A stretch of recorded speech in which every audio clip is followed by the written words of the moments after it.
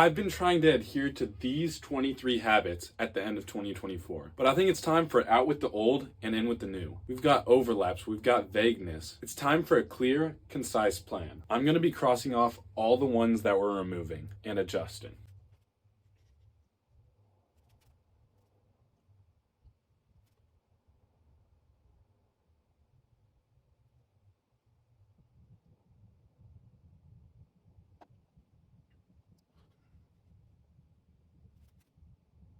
We've only kept 5 of the 23 habits that we used to have.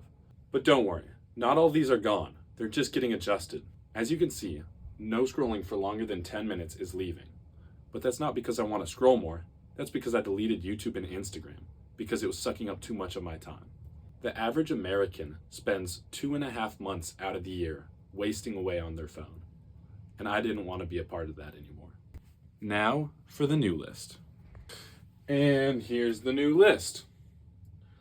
We have wake up before 7 a.m. The slight adjustment being instead of a time frame, it's just before that time because realistically, if I'm waking up at 5 a.m., that's even better. But we're not gonna be, probably, because that's early. Next, we got morning routine. If you want to learn more about my morning routine, you can click on the video in the description. Next, you've got Bible reading plan. I'm trying to read 1 chapter a day. Right now, I think we just finished 1 Peter 5 yesterday. So that would put me in 2 Peter today. Sometimes if I'm feeling a little bit spicy, I read 2 chapters or even 3. 10,000 hours of time to master a skill is what you've probably been told. But that's not true at all. It really just takes about 20 hours of dedicated time to master a skill. And with about 15 minutes a day, that puts you at 20 hours in about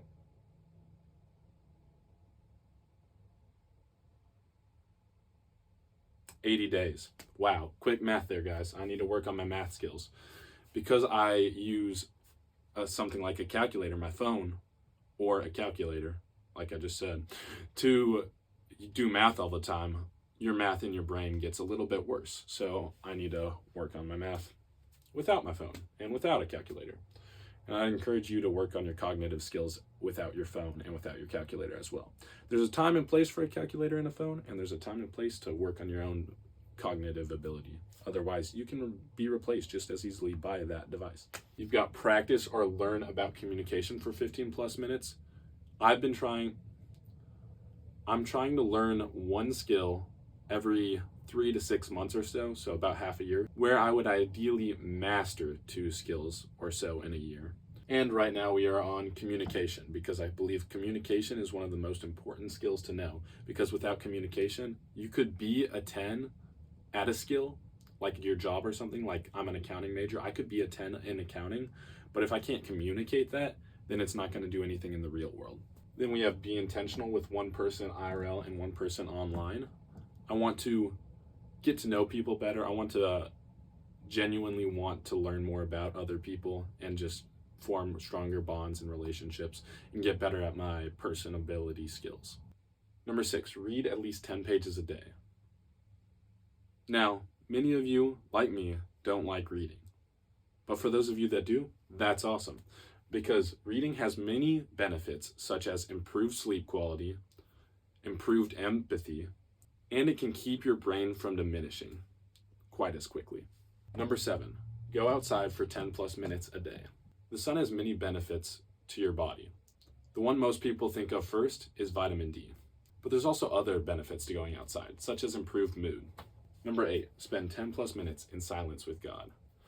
Nowadays, it's so hard to hear God's voice because we're just so busy with all the noise. We're constantly trying to fill our boredom with Instagram, TV, video games. There's always something to do. Whereas when I was younger, I used to tell my dad and mom, "Oh, I'm bored." And my dad would reply to me, "Sometimes it's good to be bored." And that's the case. Sometimes it's good to just sit and listen for God's voice, or just sit and think can also be beneficial. Number 9, gym or basketball. Now this would be a heavy workout or just playing basketball. Now you don't want to work out every day because that can have disadvantages as well. You want to plan out a couple days of working out and then a couple You want to plan a couple days of working out and then 1 or 2 break days. The basketball can fill those break days because basketball's more of a cardio thing, whereas the gym's more of a targeting muscles groups type of thing. But both can be greatly beneficial to my health.